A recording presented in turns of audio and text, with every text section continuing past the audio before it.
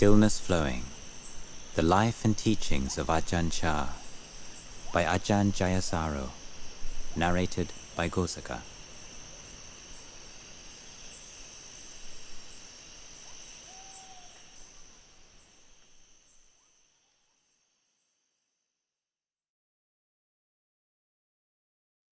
Chapter 8. From Distant Lands, Luang Por and the Western Sangha.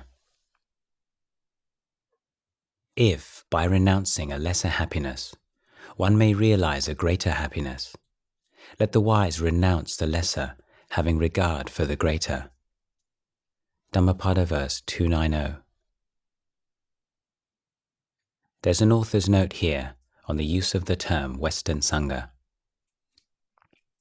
Strictly speaking, it would be more accurate to use the word non-Thai or foreign Sangha here. A small number of Asian monks, mainly Japanese and Chinese, trained at Wat Pah Pong. However, the vast majority of the foreign monks have been from the West, and the Thai word used to refer to the non-Thais, FARANG, is one specifically coined for Caucasians. For this reason and for ease of usage, I have chosen to use the term Western Sangha. Part 1. Introduction. FARANG. From the mid-14th century until its sack by the Burmese in 1767, Ayutthaya was the capital of the Thai nation. Established on an island in the Chao Phraya River, it was ideally situated to act as an entrepot port at a time when land routes were safer than sea, and merchants in the Orient sought to avoid sending their goods through the Straits of Malacca. Within 200 years, Ayutthaya had become one of the most cosmopolitan cities in Asia. Its population of approximately 1 million people exceeded that of London. Some 500 temples, many with pagodas covered in gold leaf, lent the city a magical, heaven-like aura that dazzled visitors from other lands. By the mid-17th century, with communities of traders from France, Holland, Portugal and England housed outside the city wall, the inhabitants of Ayutthaya had become accustomed to Westerners or Farangs. The kings of Ayutthaya often employed foreign mercenaries as bodyguards. To the Thais, these strange white beings seemed to resemble a species of ogre, hairy, ill-smelling, quarrelsome and coarse, lovers of meat and strong spirits, but possessors of admirable technical skills, particularly in the arts of war. The ogres had a religion. Priests and monks accompanied them, but it did not appeal to the Thais, who were content with their own traditions. As Buddhists, they were accustomed to equating spirituality with the renunciation of sensual pleasures. They found the Western clergy worldly and hypocritical, undignified in their rivalries. The Ayutthayan Thais gently rebuffed what they saw as an alien faith with politeness and smiles. However, the legendary Siamese tolerance was stretched to the limit during the reign of King Narai, 1656-88, when a charismatic Greek adventurer, Constantine Pholkon, rose to become the closest advisor to the king, who appointed him Mahat Thai, Minister for Trade and Foreign Affairs, second in power and influence only to the king himself. After his conversion to Catholicism, it is alleged that Pholkon became involved with the French in plots to put a Christian prince on the throne, and thus win the whole country for God and Louis XIV. At King Narai's death in 1688, however, conservative forces prevailed. French hopes were dashed, and Pholkon was executed. For the next 150 years, the Siamese looked on Westerners with fear, aversion, and suspicion. But as French and British power and prestige spread throughout the region in the 19th century, the image of the Westerner changed. He came to represent authority and modernity, the new world order that had to be accommodated. As all the rest of the region fell into European hands, Siamese independence became increasingly fragile. King Mongkut, 1851 to 68, believed that the only way for a small country to survive in the colonial era was by earning the respect of the Western powers through becoming more like them. To that end, he began to reverse policies of previous monarchs and cultivate friendships with Western scholars and missionaries. He introduced Western styles of dress and uniform. He predicted eclipses by scientific means, undermining the hitherto unshakable prestige of the astrologers. He also sought to reform popular Buddhism along more rational scientific lines to protect it from the missionaries' disdain. After King Mongkut's death, his son King Chulalongkorn, 1868 to 1910, carried on his father's policies and sought to create a modern, centralized state and administration, relying heavily on Western expertise. Members of the royal family and aristocracy were sent to study in the West, particularly to England.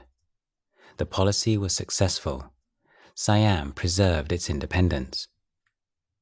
At the end of the 19th century, however, the French humiliated the Thais by annexing their eastern territories.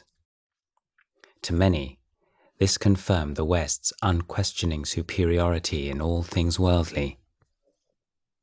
By the time Luang Por reached manhood, the wealthy Thai elite had become enamored with the material symbols of Western culture: expensive imported clothes, motor vehicles, gadgets and foods were the sought-after status symbols. The absolute monarchy was overthrown in 1932 in favor of a Western-style democracy that was soon displaced by a more potent import: military dictatorship. Fascism was the new vogue, far more appealing to the military men running the country than the messiness of political debate. The country's name was changed to Thailand. Chauvinism was promoted in the guise of patriotism. Cultural mandates accompanied political change. Field Marshal Pibun Songkram passed laws making it compulsory for men to wear hats and kiss their wives on the cheek before leaving for work in the morning. A marginalization of Buddhist goals and ideals, coinciding with official support for Buddhist forms and rituals, became a feature of development that was to become an enduring trait. In the hamlets of Ubon, images of the West came from Hollywood. Traveling movie companies set up their screens and loudspeakers in village monasteries, where Clark Gable and Greta Garbo enchanted their audiences in homely Lao, dubbed live in front of the screen. Thus, the first flesh and blood glimpse of FARANG in Ubon, exciting though it was, came as a shock. During the Second World War, while the newly ordained Luang Por was studying in local village monasteries, a group of gaunt and ragged POWs was jailed in the center of town. They were prisoners of the local Japanese garrison, hostages against Allied bombing raids. The local people smuggled them bananas. Then, in the 1960s, came the Vietnam War. Ubon, closer to Hanoi than Bangkok, attained a strategic importance.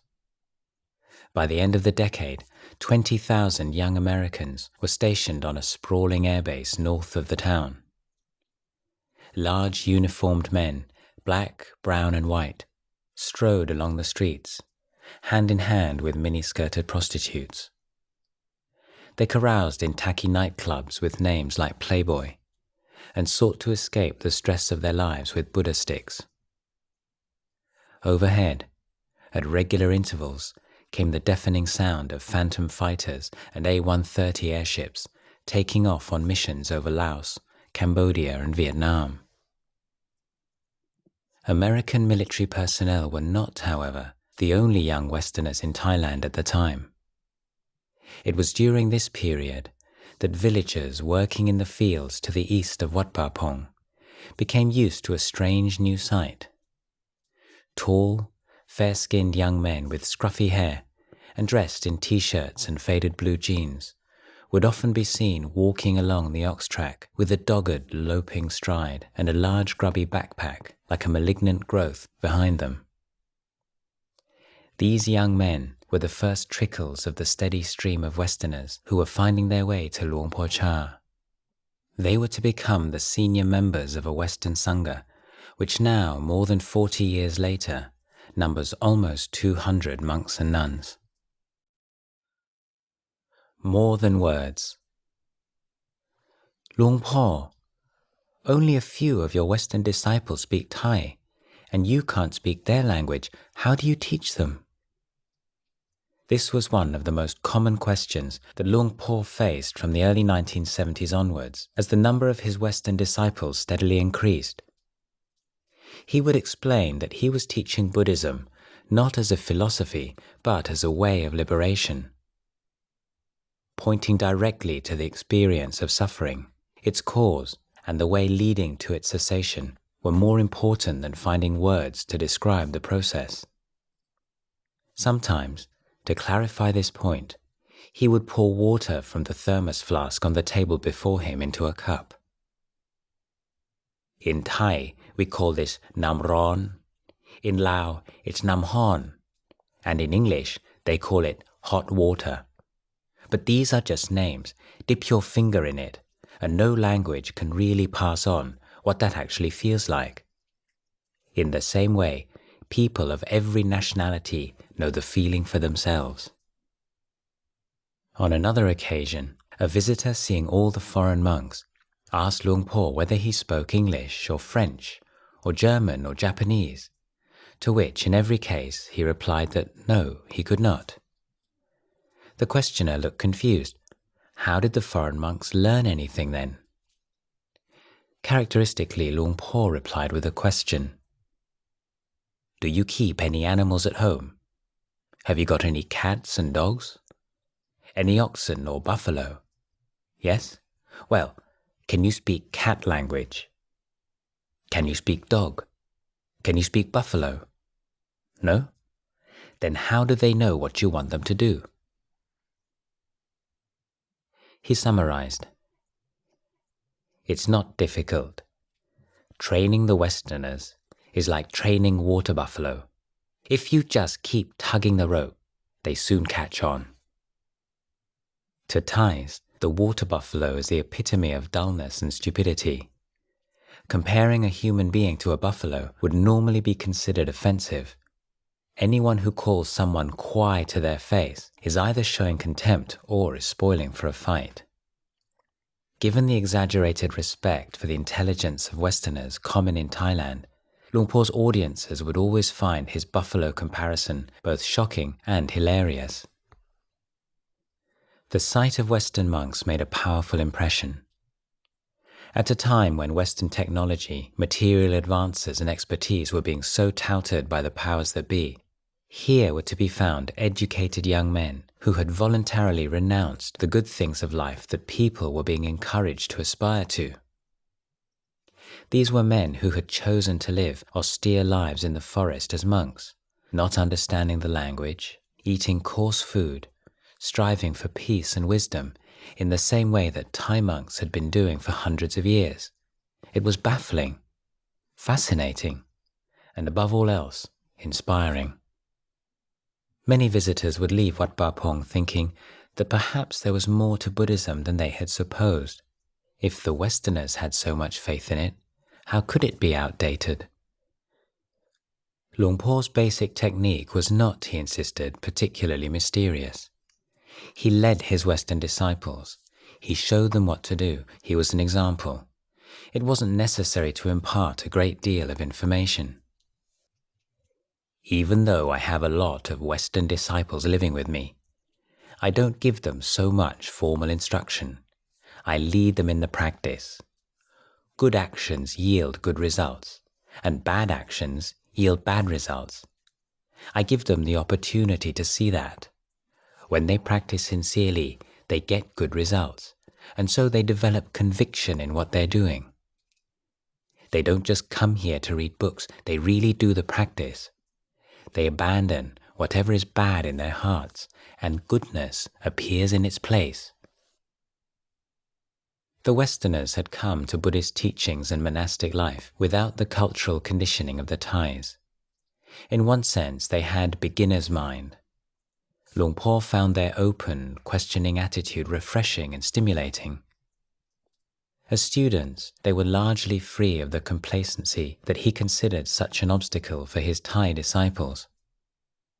On the other hand, their need for explanations could make them susceptible to crippling doubts. Sometimes, questions led only to more and more questions, diminishing the intensity of their practice.